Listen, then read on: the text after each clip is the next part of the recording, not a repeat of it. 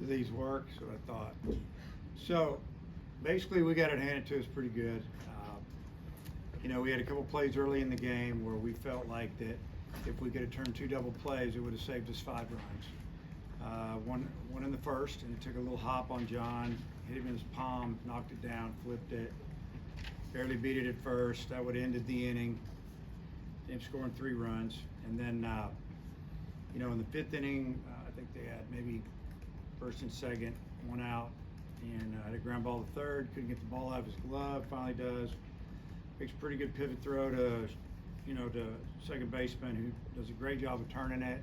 Again, bang bang, he's safe, and they scored 2 runs. And that was the one that probably really hurt us, because we had just kind of turned the corner, tied the game. I think at the time it was 4-4. Next thing you know, we're down 6-4, and had to throw a bunch more pitches, and then it was on. But had some guys that are really swinging it well. We got some that aren't swinging it well at all. And give credit to TCU. They didn't swing at balls. They stole bases. They just did a great job of kind of taking it to us. And we threw some young guys out there. Gage Wood early. He'd been pitching great for us, and I think it was just at the time just a little too nervous. And I think you'll see a lot better pitcher down the road. So with that being said, I'm glad we got another game tomorrow. Questions? Coach, with Callie, what are those conversations like after the first 2 games of his season with a guy that was so consistent for you, all hitting all off season? Just what are those conversations like? Well, his batting average against our pitching has been pretty good, but he's had some bad days. He struck out 4 times in a game last week in a scrimmage, and I don't know if he had a hit for 2 or 3 days, and then he'll go 4 for 4. And we need him to hit. He's not hitting. He's so I mean, the conversation is, you're an older guy. You've shown you can hit this caliber of pitching, and because our top 5 or 6 guys are as good as anybody's top 5 or 6 guys, and he's hit those guys. So he needs to pick it up a little bit for us to really have a tough lineup. Coach, what went wrong for Will McIntyre this afternoon? Couldn't locate. I mean, he was throwing the ball belt high. Our dugouts are way down the side, but everything was right around the waist. It wasn't down around the knees or a little below.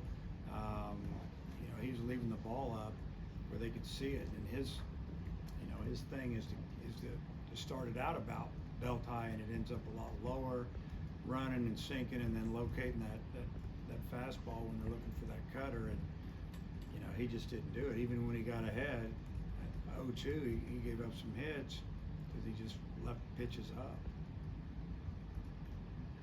Jared, it looked like it was a cutter that you hit out, or at least that's what the scoreboard said. Just what'd you see up at the plate today, and just how good did it feel to get a few good swings off?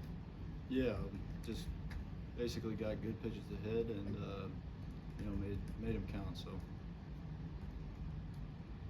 Zack, the first couple innings were kind of chaotic. How would you assess your performance coming in and settling things down for a little bit? Going out there with that type of situation, I just try to eliminate the damage as much as I can. And I felt like, in a way, I did a good job at eliminating most of it. And we just needed someone to go in there and just put up zeros, try to give our offense a chance. So I felt like I did a pretty decent job at that. How did it feel to get out there and, pitch well after you've struggled in some scrimmages? That's just baseball. Of course, like you said, I had a lot of struggles throughout the fall, throughout the winter scrimmages we had, but I knew what I was still capable of. I never lost confidence in my stuff. I was still the same pitcher I was then as I was now. And so I think that's just a huge makeup of kind of who I am, just not losing focus on what I am and what kind of pitcher I am. So it's nice to finally get good results versus the past, but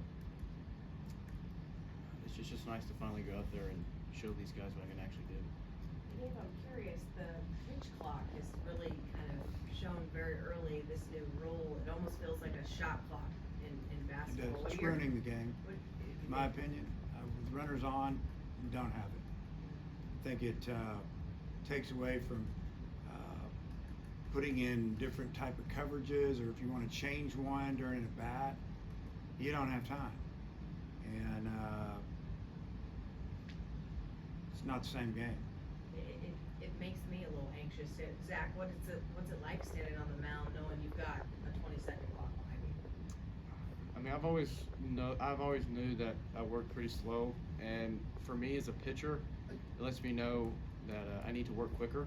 I mean, that's always a good sign as a pitcher is to work quick. Try not to let the hitters get comfortable up there. So sometimes it could be chaotic if you're not used to working fast, but at the same time, if you're a good enough pitcher, you got to adapt to it. But most of the time, it's really not an issue as a pitcher. It's just more of a hitter deal, especially if you're not in there in a certain amount of time. It's like it just takes away from the game. Like that pitch, that at bat, at that moment, I mean, it can change the game. So, Dave, did you feel like the pitch clock situation was helping TCU in the run game get things going a little bit? Well, if it's getting down to 3, 2, 1, and they're on base, they know our pitcher's got a pitch. They can kind of get a pretty good little start there. And we've talked about that this was going to happen. So, so we got to pick. You know, you just got to pick. Start it over. Pick. Start it over, and you know we'll start figuring out. And several other teams on how to handle it. But to me, it's we can be quicker pitching. That's not a problem. It's all the other things, the little things. Changing a play, want to put on a different bunt coverage. You throw a pitch and you see what their base runners do. You want to change your coverage. It's almost like you don't have time to do anything anymore. For Dave and Jared, how happy were you with the approach against the starter, getting him out in the second inning, and then what did the first reliever come in and do to stabilize things for TCU? I thought we did a good job of getting his pitch count up again, just like we did yesterday. Fouling off a lot of pitches. Stuff's pretty good, but when he made a mistake, for the most part, we hit him and rattled him a little bit. I mean, he had a 3-run lead next minute it's gone for him, and you could tell he was frustrated. And then he had a 1-run lead, then we hit a home run and tied again. And but the reliever that came in, I mean, he just pitched. If that board's right, he was throwing 90, 91 miles an hour with his fastball for the most part, and he spotted his changeup a little bit, and he had a decent breaking ball. He didn't throw the ball over the middle of the plate, it's my guess. And we're way off to the side again. And we hit some balls hard, but there were some opportunities missed. Yeah, I'd say I think our approach is pretty good. We had a lot of deep ABs. Got his pitch count up like Coach said, and we hit balls hard, and some were right at people, and that's kind of how the game goes. So. All right, guys, appreciate it.